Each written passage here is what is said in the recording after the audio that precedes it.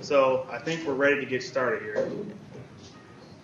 Um, so as you can see, the topic of today is wireless here at Indiana University.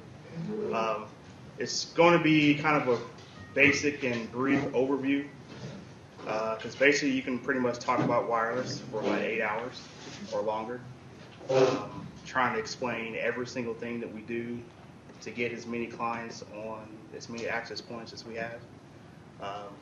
So I'll try to keep it simple. So the first question is actually, what is wireless? Because there's a lot of misconceptions about this. Basically, the term is commonly used in telecommunications industry to refer to the telecommunication system which use some form of energy. In our example, is radio waves to transfer information without the use of wires. So what that really means is it's only the communication between your laptop or mobile device or any other device to the AP. Anything after that still relies on a wire. So right now we have pretty much a gig connection to every AP. That's pretty about 90% of all APs. Some are at 100 meg just because it's a different kind of wire that is capable of that is used to transmit over to the AP. All of our APs require PoE, which is power over Ethernet. That's how we power the AP. So that's why it's only just the communication between the client and the AP. So now I'll get into a little bit about the different 802.11 kind of standards. So 802.11 started actually in 1997, and I was a freshman in high school or sophomore in high school. So for me, it's not too long ago. Just to show my age, apparently I'm pretty young. So way back then, you did 900 megahertz, and that was only in 2.4. So you can only do about 2 megabits per second. And you did an average of about 66 feet in indoor space. Now you have to remember, this space is really clear space. It does not include people, cubicle walls, anything like that. It's pure, just all open space. Then we did B in 1999. I think I was a junior in high school at that time. So it started to evolve pretty quickly. It still operates only in 2.4. There are technically 11 channels that are available in the U.S. They're technically 14, but we can only use 11 in the U.S. And there's 3 non-overlapping channels. And I'll kind of explain it a little later, which are channels 1, 6, and 11. And those are the actual channels that we use in BG. They use 20 megahertz channel width, and I'll kind of explain it. There's a chart later on that kind of explain that. With this, you can do a maximum data rate of 11 megabits per second. So just to compare, this is what your home DSL router uses, pretty much. The bandwidth that's capable to that on average. It's about 11 megabits. So you still get a bigger range, so now you can do 115 feet in an indoor space. Now let's talk about G. That got ratified in 2003. I was a sophomore in college, I think. And it still operates in 2.4, same 11 channels, same 3 non-overlapping channels. Still 20 megahertz channel width. Now we have a one spatial stream. So that means that you can send a little bit more data out of that client. So now you get a maximum bandwidth of 54 megabits per second. But that's kind of theoretical. We really only get about 22 megabits per second, and that's due to the overhead that's used in the 802.11 packet. There are like probe responses and all kind of other frames that get sent over wireless that kind of shrinks that bandwidth down just a little bit. So now we get A little bit less range from last time. Maybe get like 125 or maybe a little more. Now let's talk about A. A got ratified in 2009, which is actually before G did. It's in the 5 gigahertz range. Still the one space stream, still 20 megahertz channel width. Same bandwidth as you get with G. You get just a little bit more average speed and a little less indoor range. Now the only thing about A is they did this to get out of the BG space just for interference purposes. The only real device that really used this was Max, way back then, or way back when. So now we'll get into N, and that just got ratified actually relatively shortly ago in 2009. You can do N 2.4 and 5 gigahertz, but at IU we only do it in 40 megahertz, or we only do it in 5 gigahertz, and I'll explain that a little later.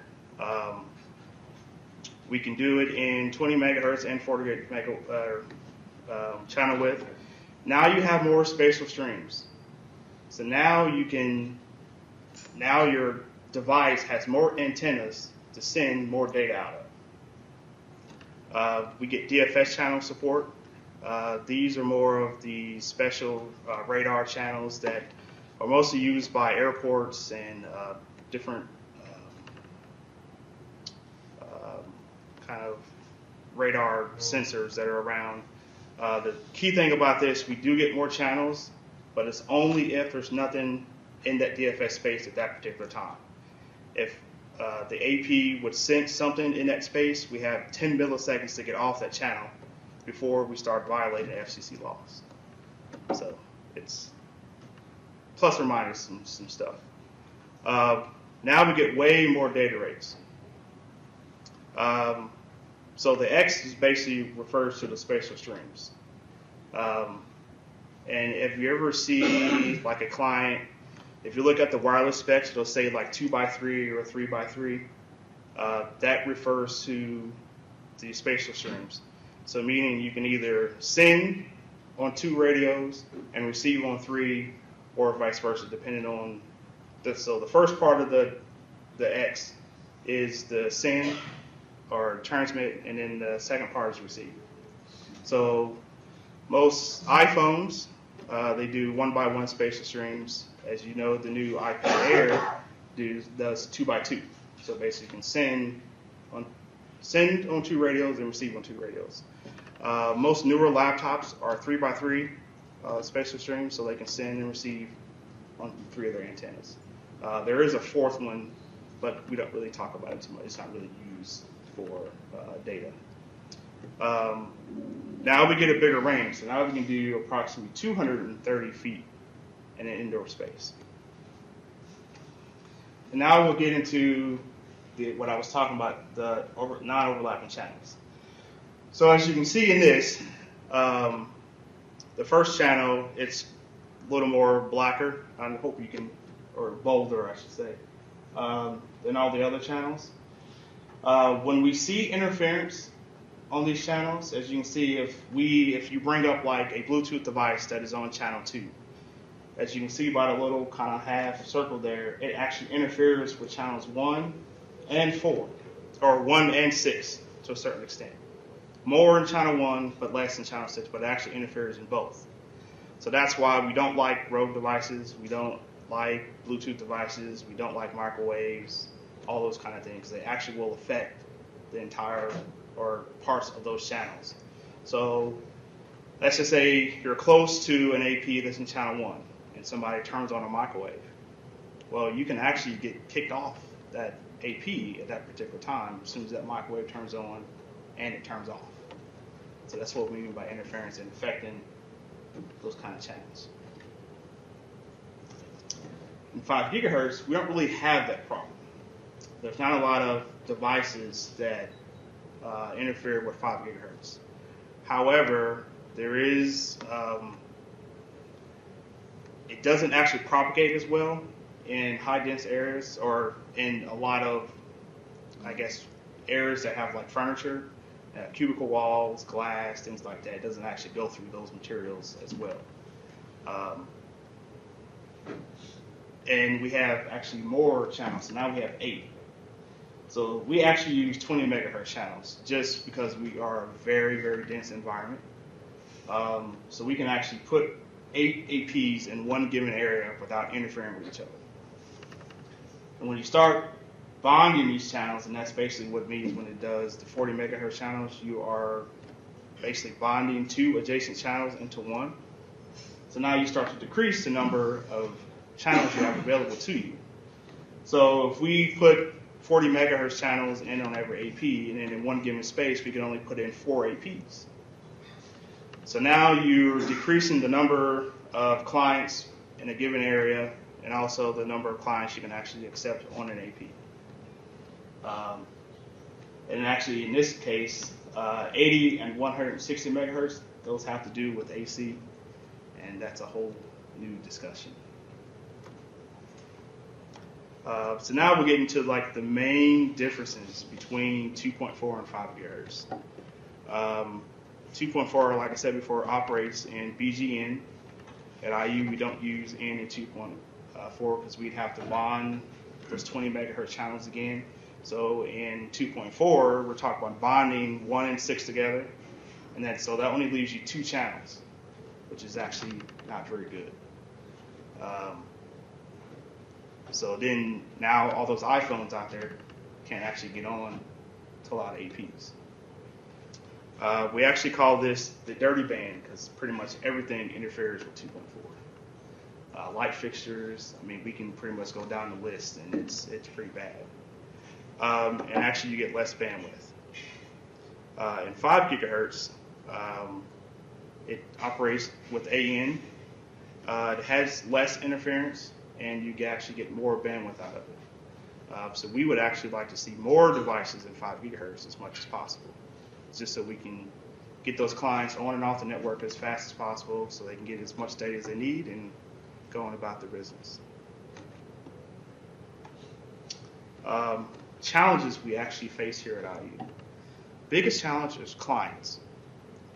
The reason why I say that is more because of mobile devices. So mobile devices, they want the conserved battery life. So they want you to use your device all day, every day, and as much as possible. So what they do is they actually turn down the power on their wireless antennas inside that device. So what does that mean for the device? So the further away you actually are from an AP, the less data you can actually push. So what we try to do is we try to up the power on the antenna so you can actually push more data at a further distance. If mobile devices can't really do that. So the further away you get from an AP, they just start to fade. So now you see your little bars on your phone. They go from 3 to 2 to 1, and then eventually just drops off, and then they can't connect because it's too far away from the AP. There are a couple of strategies we try to use. Like we will try to increase the power on the APs, but sometimes we can't really do that. Just because of the number of APs that are in the space, we start overlapping too bad. And actually that becomes problematic to the clients because then they can't decide which APs to join. So it's actually very difficult to get mobile devices clustered in a given area on a set number of APs. The next big thing are drivers. So we, as engineers on wireless, we cannot control what vendors put in their driver set.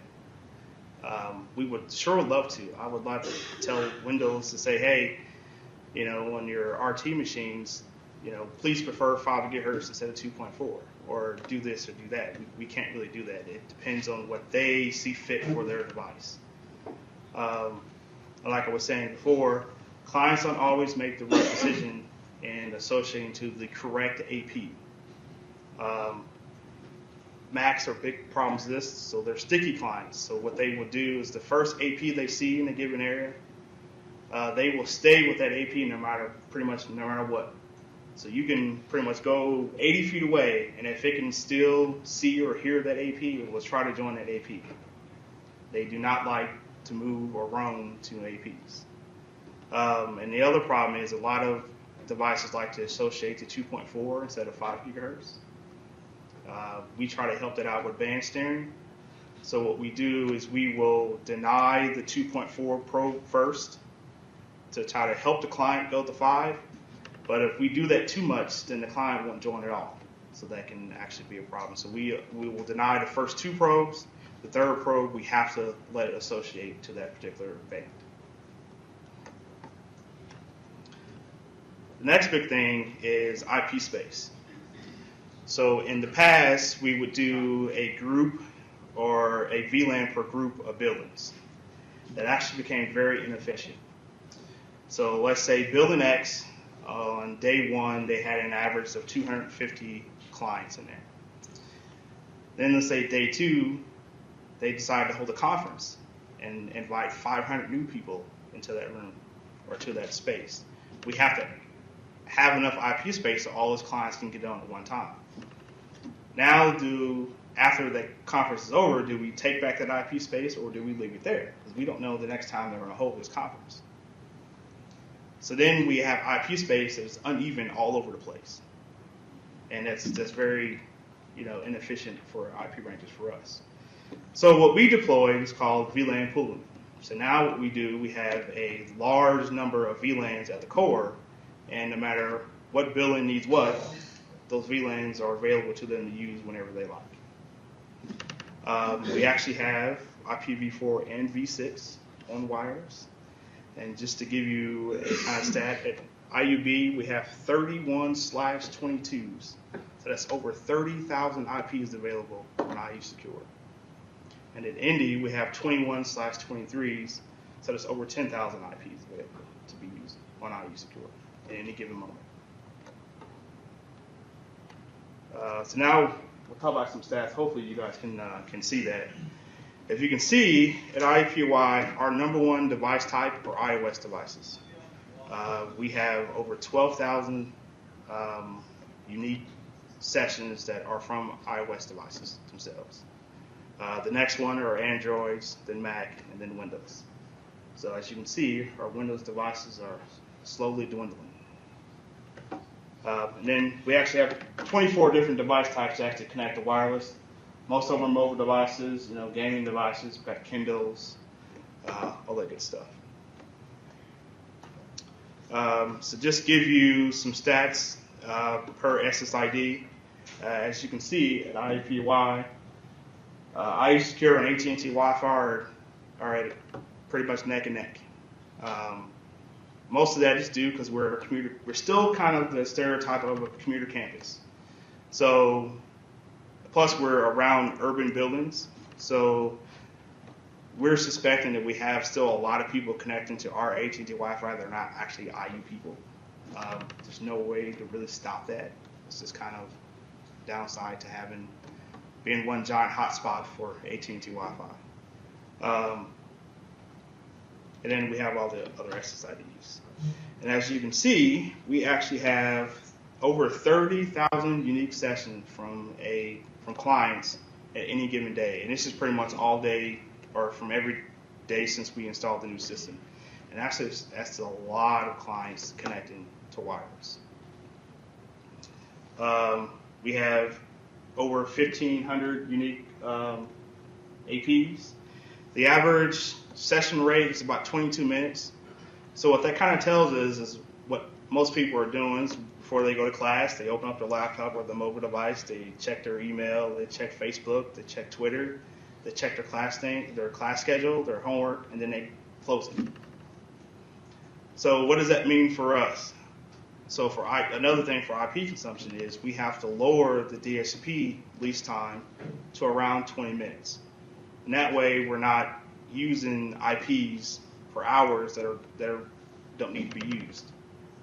So actually our DSP lease time is actually 20 minutes. So we're hoping that as soon as they close that lid, 20 minutes later, that next IP or that IP they were using is now available for the next person to use. And then some stats at Bloomington. Pretty much about the same, so still iOS devices and Macs and Androids and Windows devices. We have a lot more sessions there because it's just a bigger campus, so it's about 30,000 different iOS devices. In this case, we actually see that iSecure is the most used SSID here, and AT&T Wi-Fi is pretty much less. So it's 25% of all the clients that connect to AT&T Wi-Fi. That's actually a really, really low number.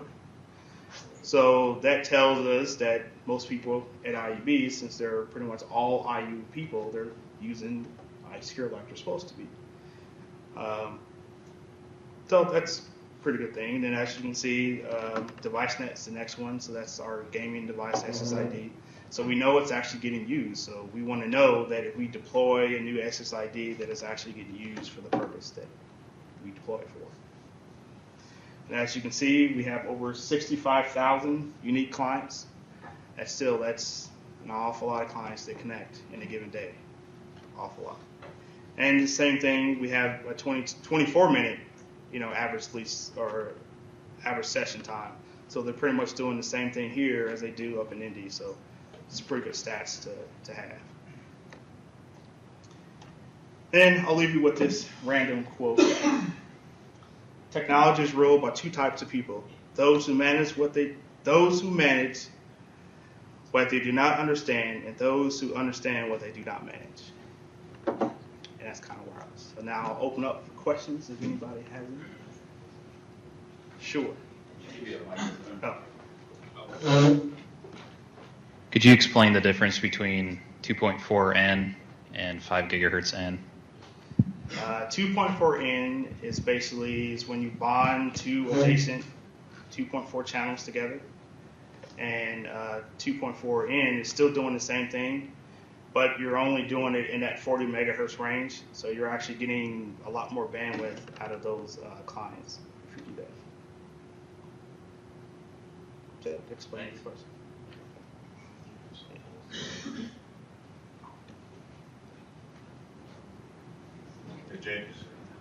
Do you have maps of either wireless strength or where the access points are? We do.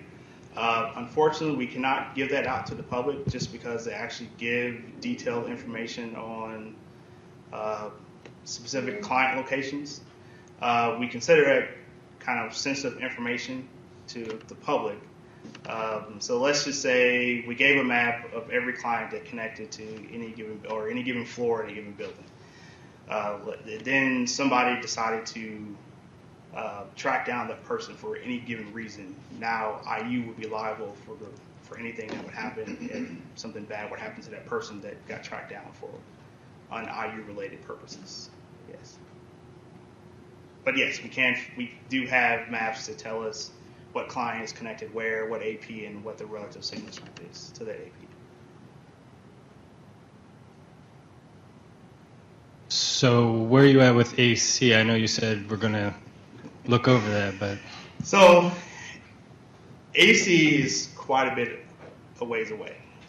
The only reason because of that is, one, you're offering more than 1 gig to the AP. You kind of have to. Because now clients can push almost 800 megs individual clients. So now if you have more than one client, they can consume the entire bandwidth to that AP. So we have to find a way to get more bandwidth to the AP. Right now we can lag or trunk 1 gigs to 1 AP, and that's so now you get 2 gigs.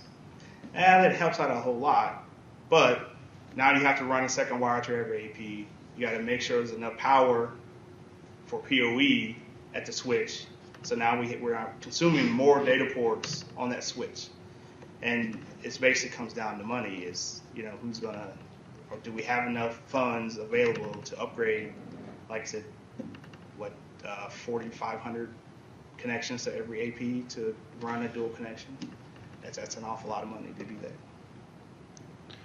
Given the trends with the number of devices per user, the amount of bandwidth that each device is taking, the content that's out there available for devices to stream down, given those trends, where do you see our needs to be in 5 years, and how do we plan to be there? Or will we just use lack of funds as a reason not to be prepared for what's coming? There's this dam in Johnstown, Pennsylvania that they didn't keep repaired, and it had an impact. So that's actually very tricky. So what we're seeing from the last 3 years is the number of laptops that actually connect to wireless is actually starting to drop. We're actually seeing more mobile devices, meaning tablets and iPhones, connect more. So with that being said, we're seeing a trend where we have to put more APs in a given area to support all those mobile devices connecting at one time. And it's hard to think about what do you see in 5 years. Are we going to see that push for more tablets now instead of mobile devices? And now they're pushing out AC into those devices, but they're not using the entire stream of bandwidth. It's really hard to say what's going to happen in 3 years and which client is going to win out. Let me interject too. We just upgraded in mid-life cycle because of the bad experience we had from previous stuff. So we made an upgrade now. Well, that's kind of in the middle of the life cycle of wireless. Like every possible manner, we are evaluating AC going to move forward to it at some point. It's just we have to reach that point. So the money piece is important, but it won't stop us from upgrading to AC when time to come. That's very important. Is WiMAX a solution that can take some load off of? I can't speak to that. I know that our previous network engineer, network design engineer, Matt Davey, network architect, we had thought about that 5, maybe 8 years ago. It was big coming up back then, and we decided that it didn't fit in this environment like we expected it might at some point. We were talking about putting it on buildings downtown. And then eventually we just dumped that idea. We can better serve the population.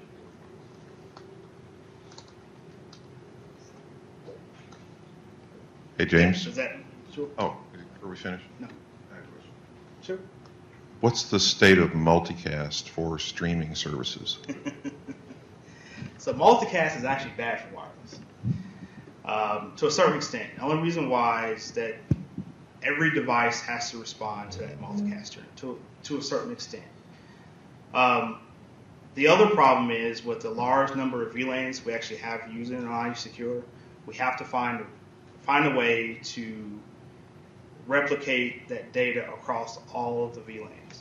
So let's say user A starts a multicast stream on VLAN 1, and user Y wants to see it on VLAN 5. There needs to be a mechanism that will relay that information across that VLAN. And right now it'll flood pretty much all the VLANs, but we want to do a more of a target to say, okay, we only want that multicast stream to go from VLAN 1 to VLAN 5. And right now there's no exact science or mechanism that does that at this particular time without causing more problems than solving, I guess.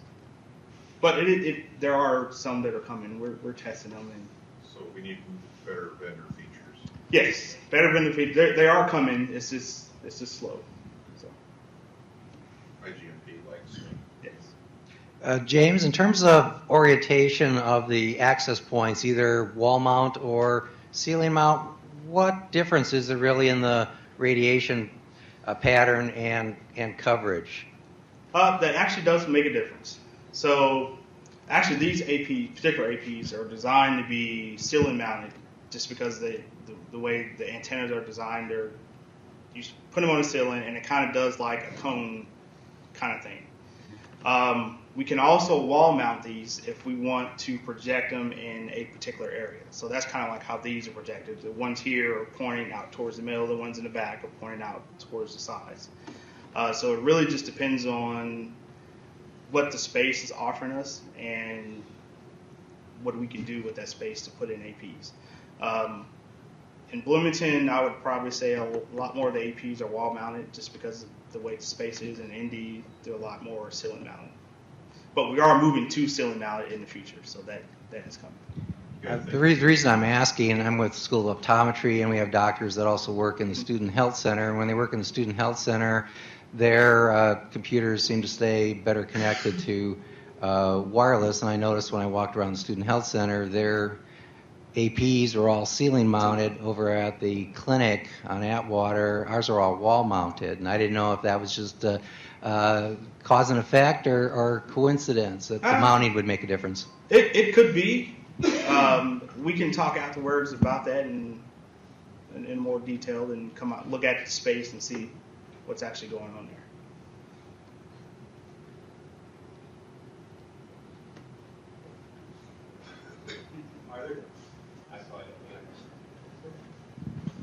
Are there any challenges to providing wireless with classrooms with, say, 400 or 500 users if every one of them has some form of BYOD connecting to IU Secure? Yes. More than none. So we do have some strategies to solve that. Right.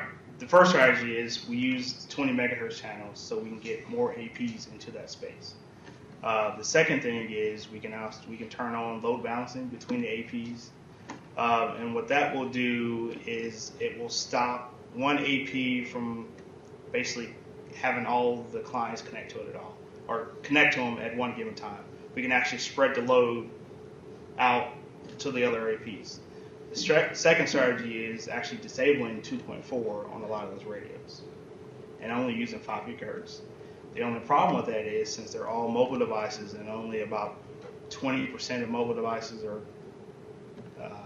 5 gigahertz capable, it poses a little challenge. So what we try to teach or educate the professor is to say, if you can, turn off those mobile devices as much as possible, or instruct your students to, just to give a better chance for those laptops or those devices that really need to be on the network at that given time, a better chance.